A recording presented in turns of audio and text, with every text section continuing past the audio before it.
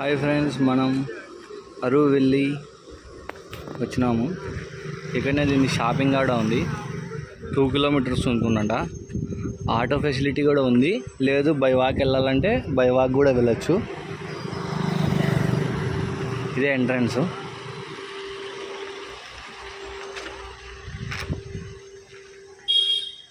ఇక్కడ నుంచి forest start అవుతుంది. అయితేనే మనకు ఇట్లా మ్యాప్ ఉంటుంది. మొత్తం అంతా ఇక్కడే మనకు చూసుకొని దాన్ని బట్టి వెళ్ళచ్చు.